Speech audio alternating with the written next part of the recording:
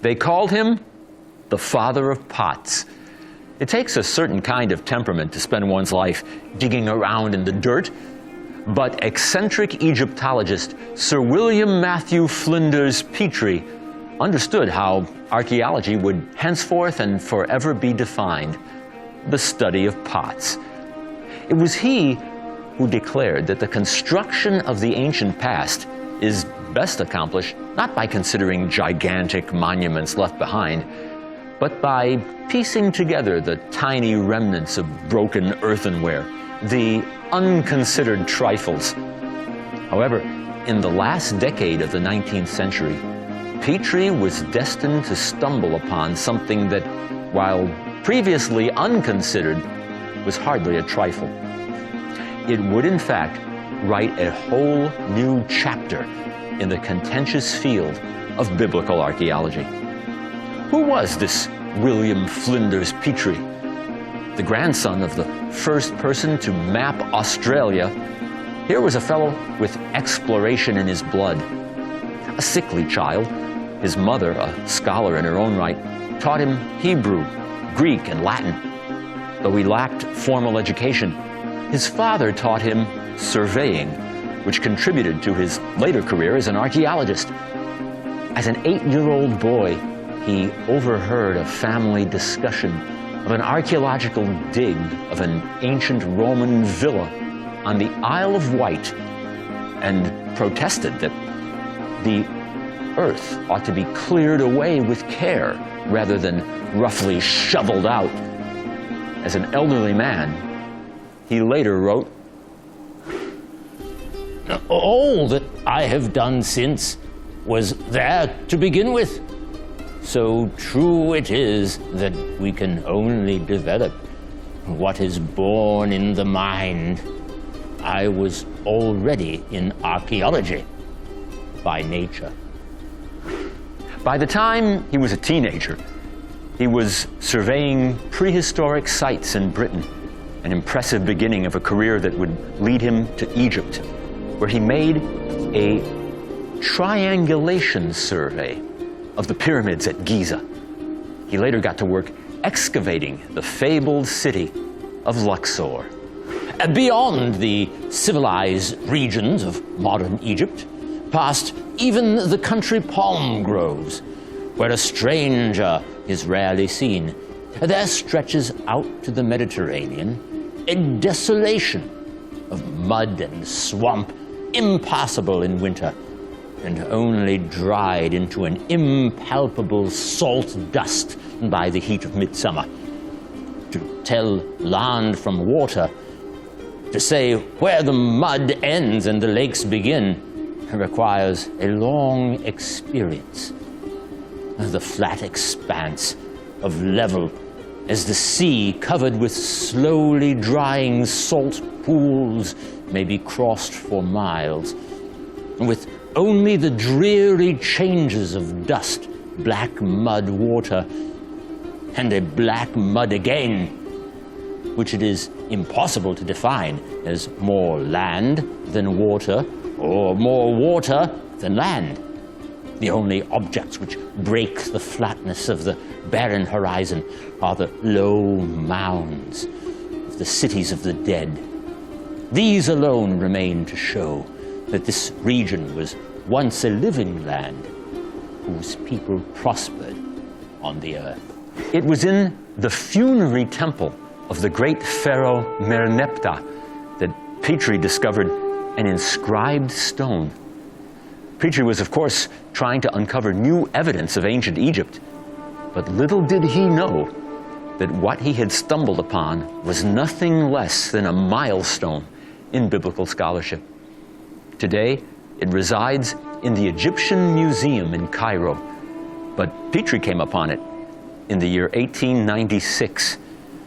Covered in ancient Egyptian hieroglyphic characters, the black granite stone slab called a stela stands over 7 feet tall.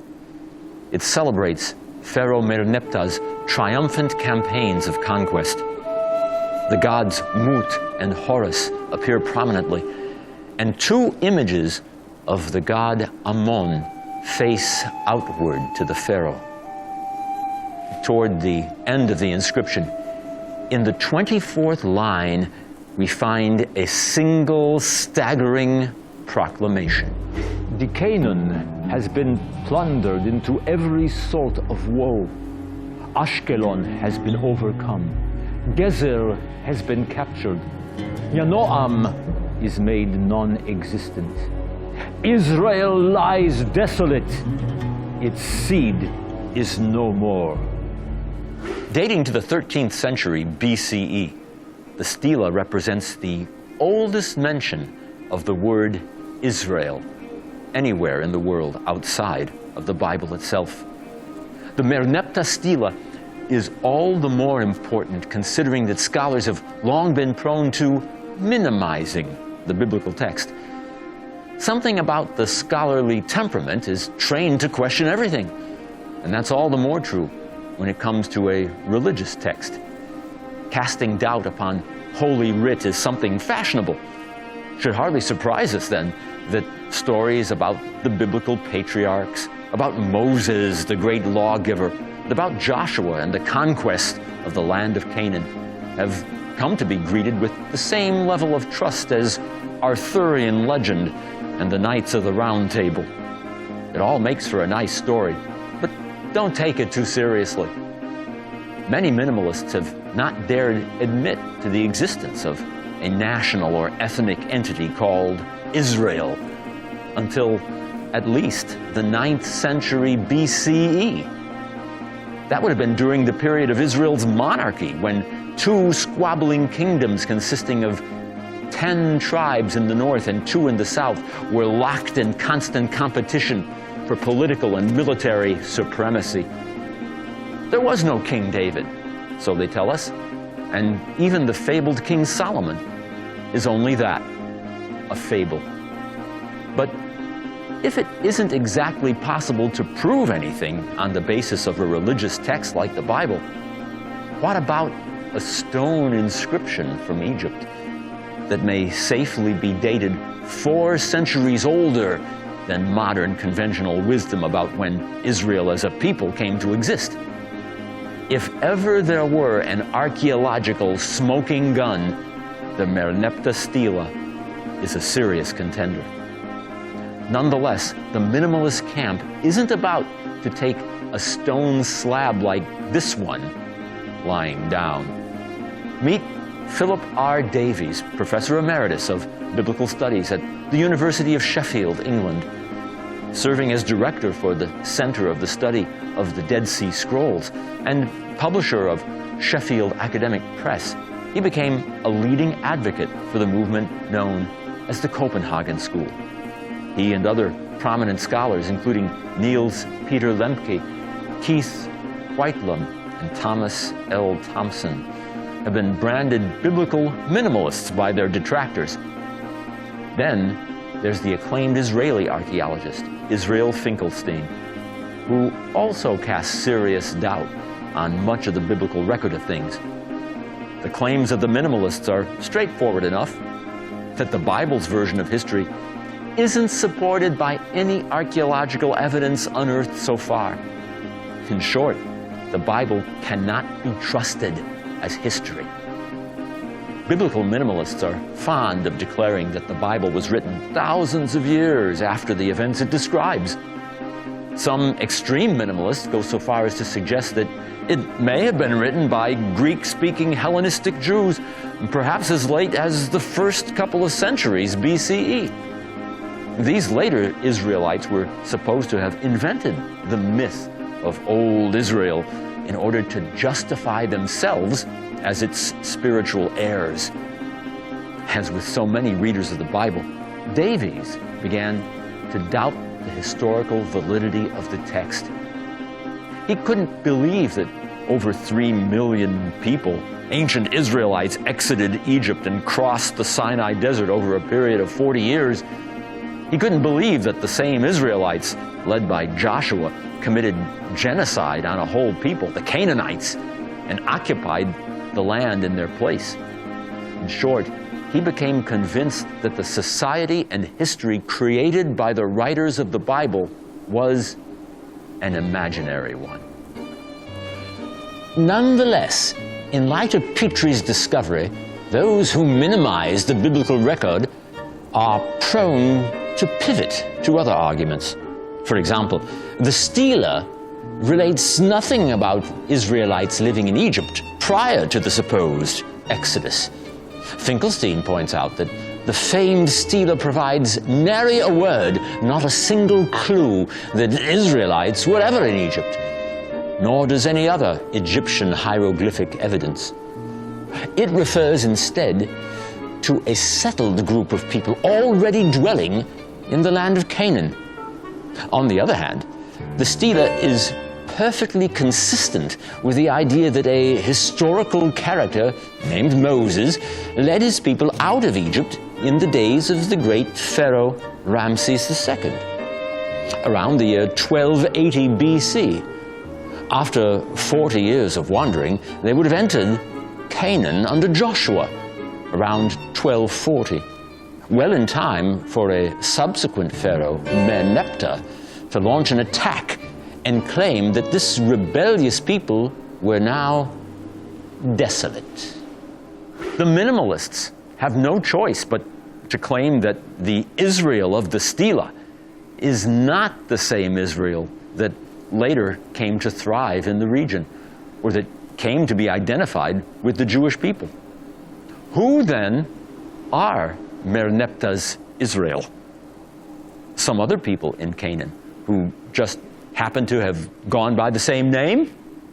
That's not impossible, but it does require some mental gymnastics. It's also the predicament in which some archaeologists find themselves when they start with foregone conclusions. As another modern Israeli archaeologist, Amnon Ben-Tor, pointed out, the guiding principle of many is, if it's in the Bible, it must be wrong. But don't tell that to William Matthew Flinders Petrie, who never quite knew what he was looking for until he found it. We have to recognize that when it comes to finding hard archaeological evidence of historical characters who lived that long ago, even the likes of Moses, we're skating on proverbially thin ice. And if we can't even prove the existence of Moses, what about the greatest biblical patriarch of all, Abraham? In any case, British archaeologist K.A. Kitchen famously declared, "The absence of evidence is not evidence of absence." That said, it's time we meet Sir Leonard Woolley. Born in the northeast of London, in the borough of Hackney in 1880, to a large and impoverished family, Leonard Woolley's long odyssey that would lead him to Abraham's birthplace amounted to a series of happy accidents. His father was a local vicar and had a parish there. He wanted to become a clergyman himself, but didn't do well enough on his exams. The warden of his college subsequently called him gave him the news.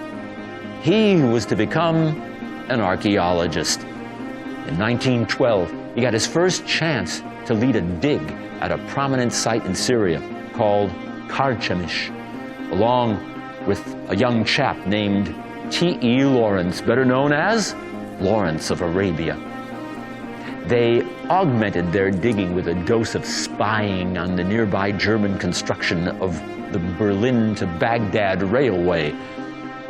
With the outbreak of World War I in 1914, Woolley was commissioned and dispatched to Cairo, where he teamed up again with Lawrence and with the illustrious archaeologist turned spy Gertrude Bell, who established the first antiquities service in Iraq and founded the Iraq Museum. Woolley observed, The war brought the archaeologist out in a new light, and his habit of prying about in countries little known, his knowledge of peoples and his gift of tongues turned to uses far other than his wont. In Egypt alone, there were half a dozen of us attached to the headquarters staff. In Mesopotamia, in the Greek islands, and at Salonika, there were intelligence officers and interpreters who had graduated in archaeology, and the discovery that what had seemed of mere stock and trade of one's profession could thus find wider scope made one regard it as possessing maybe some value of its own. Woolley was subsequently captured when the ship on which he sailed was blown up in the Mediterranean. He spent the duration of the war in a Turkish POW camp. When the hostilities ended, he was granted a permit in 1922 to excavate the ancient site of Ur in southwestern Iraq. Woolley's journey had brought him here to the place where he was convinced Abraham's journey began. ויקח תרח את אברהם בנו, ואת לוט בן הרן בן בנו, ואת שרי כלתו, אשת אברהם בנו, ויצאו איתם מאור כסדים. Describing the topography, Woolley observed, It was in the delta, periodically flooded, and in the summer scorched by a pitiless sun. But its soil, light and stoneless, was as rich as could be found anywhere on earth, and scarcely needed man's labor to produce man's food. The description in Genesis of the creation of the earth as man's home agrees admirably with the process of the formation of the Mesopotamian delta. Let the waters under the heaven be gathered into one place, and let the dry land appear. And it was so. And the earth brought forth grass, and herb yielding seed after its kind, and the tree yielding fruit, whose seed was in itself after his kind. And God saw that it was good. Woolley made hugely important discoveries at the site where a great ziggurat, curiously reminiscent of the biblical Tower of Babel, featured prominently. Later, Woolley's future wife, Catherine, was to join the team, initially to run the domestic side of the expedition, but later as an able draftsman who also helped uncover some of the most important and delicate finds. These included ancient tombs of great material wealth containing paintings of Sumerian culture at its high point, as well as gold and silver ornaments and other furnishings. Woolley was fond of pointing out to visitors in the area houses south of the ziggurat, the likes of which Abraham might have inhabited. These houses are now dated to around 1800 BCE, exactly when Jewish tradition places the patriarch's birth. Woolley even suggested that flood stratum he found in the city might lay at the root of the story of Noah, perhaps a local inundation rather than a worldwide flood. The bottom line is that when place locations mentioned in the Bible match what we find in the archaeological record, we might well be onto something historical. But before jumping to the conclusion that Abraham may well have been a historical personage, bear in mind that for good archaeologists, as for good detectives, the devil is in the details. And one such detail is the conspicuous presence of camels in the biblical narrative. We read that Abraham's servant Eliezer is sent to find a wife for the patriarch's son, Isaac. When he encounters Isaac's bride-to-be, Rebekah, she draws water not only for Eliezer, but for his 10 camels as well. But biblical trouble arose when 2 researchers from Tel Aviv University found camel bones south of the Dead Sea, dating to the 10th century BCE, and determined that this was the earliest use of domesticated camels. That's 1,000 years later than the days of Abraham and Isaac, which means that there were no domesticated camels at the time of the patriarchs, and they have no business being in the biblical account. Might all of these stories have been fabricated out of whole cloth many centuries after the fact? On the other hand, we also have a list of domesticated animals from ancient Mesopotamia, Ugarit, dating as early as 1950 BCE, and mentioning, among other beasts, a camel. So for every argument, we have a counterclaim. And that's the way it is. Then there's the fact that there are several places called Ur. The best evidence of today's archaeologists seems to indicate that the Ur of Abraham was in the same region as Haran in northern Mesopotamia, and not the famous Ur in southern Mesopotamia. There are, in fact, compelling reasons to place Ur of the Chaldees near Haran, identifying it with either Ura or Urfa. But even if Abraham came from one of these other locations, so what? Nothing has ever been uncovered to invalidate his existence. And the fact that such place names are accurate suggests that there might be more history here than our minimalist friends would care to admit. Indeed, the pastoral lifestyle of the patriarchs appears to many to mesh well with that of the Bedouin nomads, down to the present day, measuring wealth in terms of sheep and goats, clan conflicts with villagers over water wells, and disputes over grazing land. While this view of the biblical nomads has also been challenged, there is yet other circumstantial evidence that came to light with the discovery in 1933 of an ancient Sumerian city called Mari. It was inhabited from the 5th millennium BCE until 1759 BCE, when it was sacked by the Babylonian king Hammurabi. Some Bedouin tribesmen were digging in a mound for something to use as a gravestone when they stumbled upon a headless statue.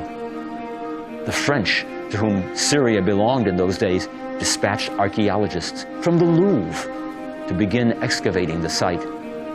In short order, they uncovered the ancient temple of Ishtar, along with more than 25,000 clay tablets inscribed with cuneiform lettering in ancient Akkadian.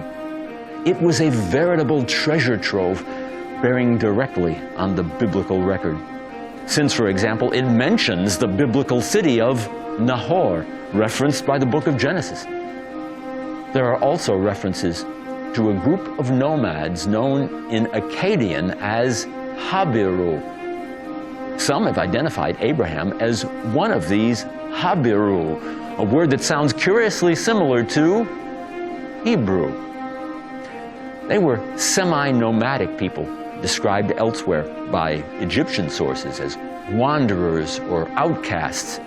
They were shepherds, agriculturalists, stonecutters, and soldiers. They might also be understood as guerrilla warriors, a kind of ancient militia who rose up as needed. In the ancient Egyptian Amarna tablets, they are called Habiru. The so-called father of biblical archaeology, William Foxwell Albright, also took notice.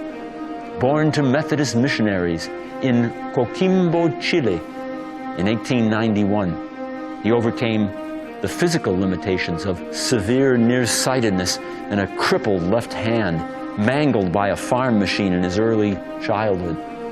When he was 10 years old, his parents bought him his most cherished possession, the recently published History of Babylonia and Assyria. That 2-volume work would launch him on his lifelong journey of ancient discoveries.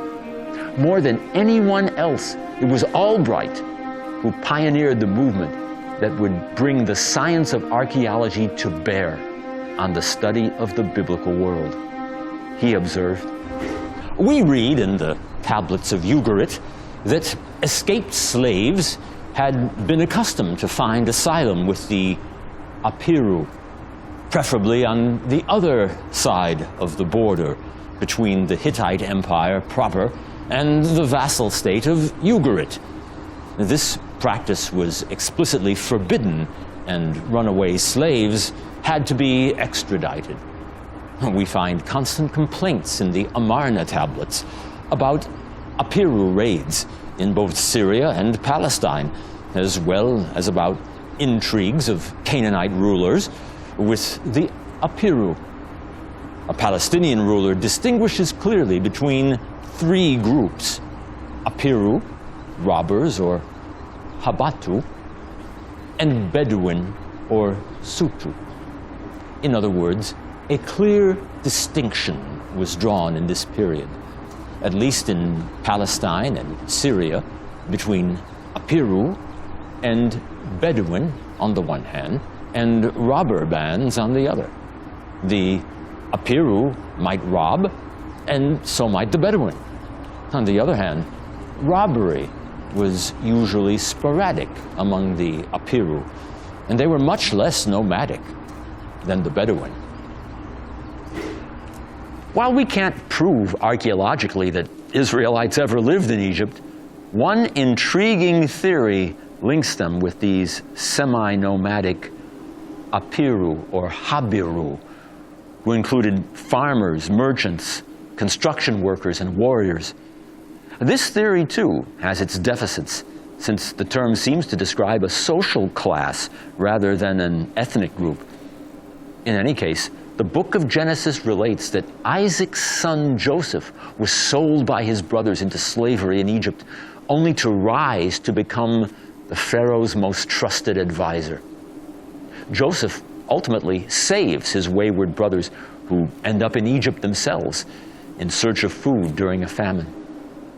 Interestingly enough, an Egyptian tomb painting from the Middle Kingdom, which lasted from around 2000 to 1800 BCE, depicts Asiatic Habiru entering the land for sustenance in a time of famine.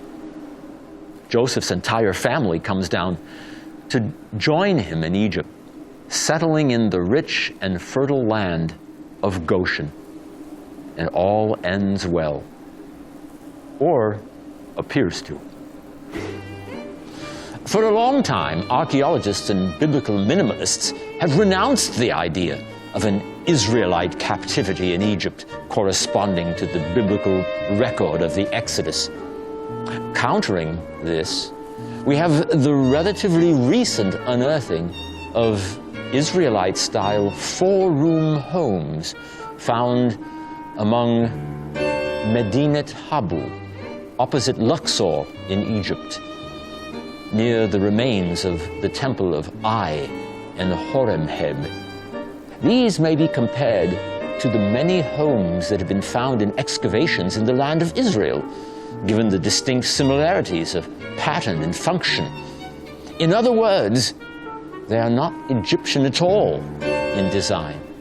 And this is an important discovery by which archaeology begins corroborating the evidence of the biblical record yet again. And although the timeline doesn't seem entirely to match, this is a great moment for those who, like William Foxwell Albright, value the science of archaeology while appreciating the historicity of the biblical record.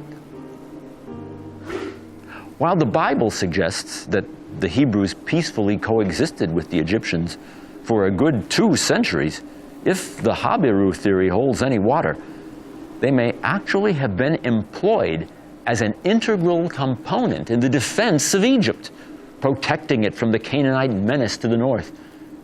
That's why the Bible takes pains to point out that they settle in the northern Nile Delta area, the land of Goshen.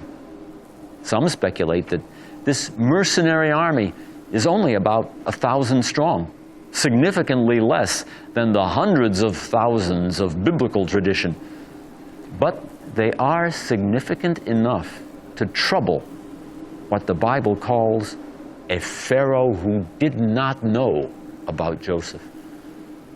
The reference might conceivably be to Seti I, who ruled from 1294 to 1279 BCE, and who became concerned about the growing power of this Hebrew horde, declaring, Hine am bnei Yisrael rav ve'atzum mimenu. Hava nitchakma lo pen yirbe. V'haya ki tikra'ena milchama. V'nosaf gam hu al sonenu. V'nilcham banu. V'ala min ha'aretz. he decides that the best course is to set them to work building fortifications and city walls. In point of fact, we're not really sure what this slavery amounted to. The traditional idea that vast throngs of Hebrews wearing shackles labor under the cruel whips of their taskmasters is undoubtedly a stretch. But by contrast, while standard English translations tell us they are slaves, the actual Hebrew word is avadim, meaning laborers, perhaps corvée laborers or day laborers.